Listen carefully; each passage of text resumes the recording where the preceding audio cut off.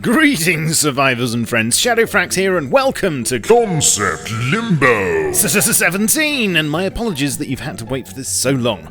Sorry. This is the series where I refuse to let sleeping concepts for rust lie, and indeed, since its inception, more dormant ideas than I can be bothered to count have actually awoken and shuffled out of the dog flap. Most of the concepts I've considered so far have emanated from Facepunch themselves, but as I said at the end of the previous episode, I'd like to deviate slightly now and start rummaging deep in my pile of community-made concepts. Seeing as how we've just had a shake-up to our base building, there are two concepts in particular that I think are relevant right now, and both would help immensely towards the goal of securing our properties. The first is a simple question of getting from A to B. For instance, you want access from here to there, but only for you and on your terms. The ideal solution being some sort of walkway, but a temporary one.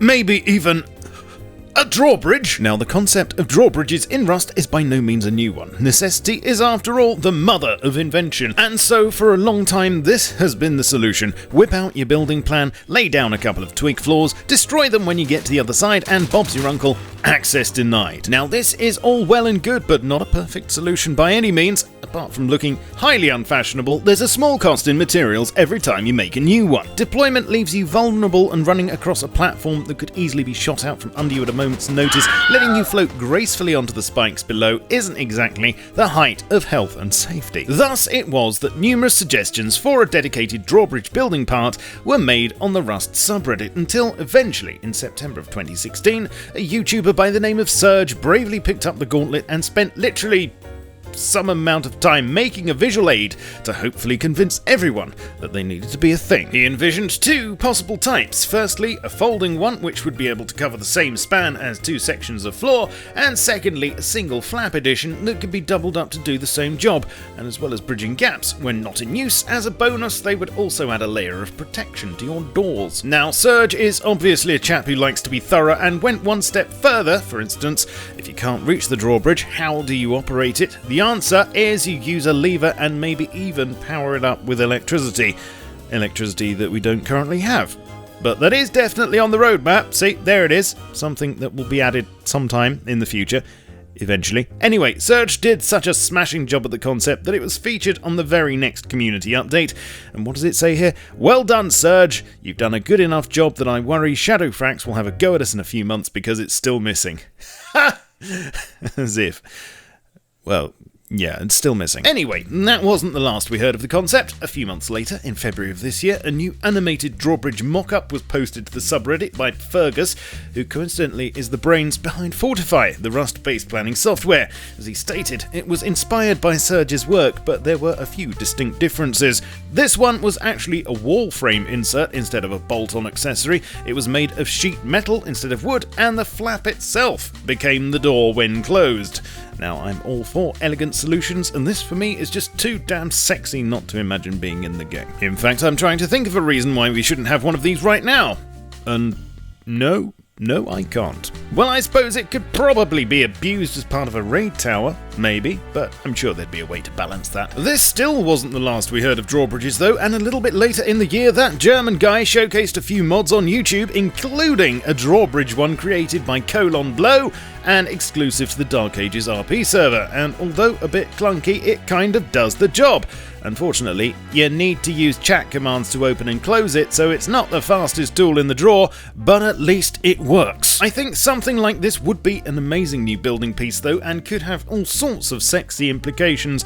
But what do you think? Leave me a comment, please. For another concept with a long history of suggestions, I want you to imagine the following scenario. You're in your base and you hear a sound. Your finely tuned earlobes recognise the subtle rustle of a player sneaking too close to a bush.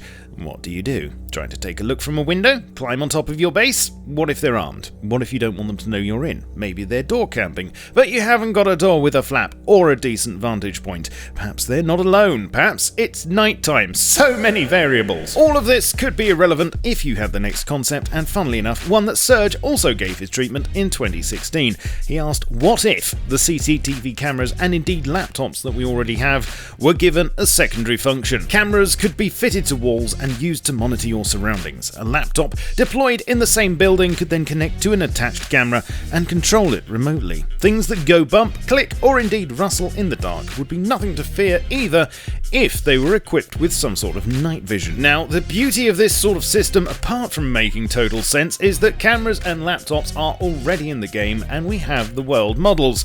Surge wasn't the only one to show interest in this idea though, and in fact the modding community later got hold of it and did what they could to make it a reality. In February 2017, the Rusty Cargo server had an exclusive plugin developed that could add and monitor camera positions via chat commands. The cameras themselves were invisible, but you could remotely view them and check in on your property whilst out and about. But then, in May, a modder by the name of Garcia, who's also been responsible for a number of other plugins, including rideable horses, went one step further and tried to pretty much implement Surge's concept exactly. This time, as well as the cameras using the actual world models, several could be connected to a laptop attached to a tool cupboard with a makeshift satellite dish on and switched between. There was understandably a lot of interest surrounding this plugin and it was looking pretty good, but sadly it hasn't been released yet, so I got in touch with him to find out why. He told me that he's still working on it, but unfortunately real life has been getting in the way and progress hasn't been as fast as he'd like. Plus the CCTV element was just part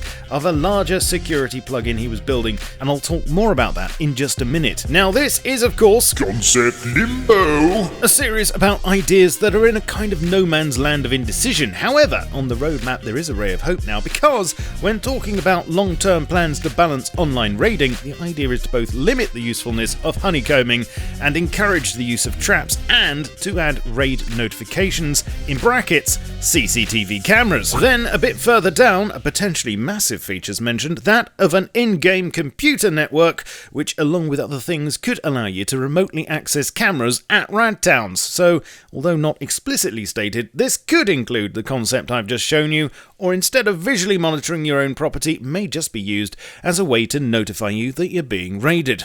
Although I find the loud explosions usually do that job pretty well.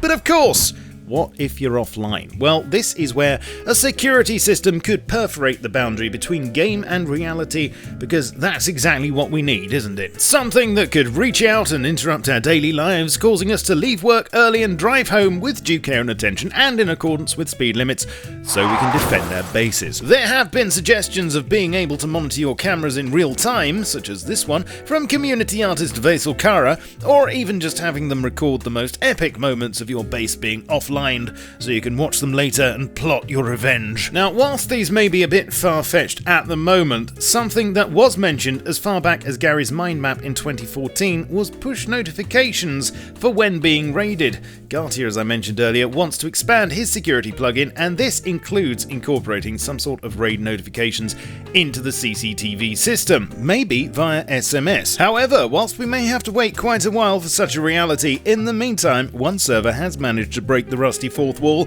because as mentioned in Community Update 148, the Horde does in fact have a feature to notify you via Discord if your base comes under attack on their zombies server. You need to have an internet connection of course, and there are no cameras, but I hear it does the job well, and for the moment it's the closest you can get to round-the-clock security. I need to know what you think to these concepts. Which would you like to see most in Rust? Do you think they'd add to or detract from the game, and are there any amazing community-made concepts that you'd like to see me cover? If so, let me know. I'd also like to thank all of the community members I've mentioned in this video, and I will of course leave links where possible to their work and servers in the description. Support my channel please with your likes, and slap the subscribe button if you haven't already. Join me over on Twitch, Twitter, Facebook and the Steam group, and I shall catch you soon. But in the meantime, keep calm and stay rusty.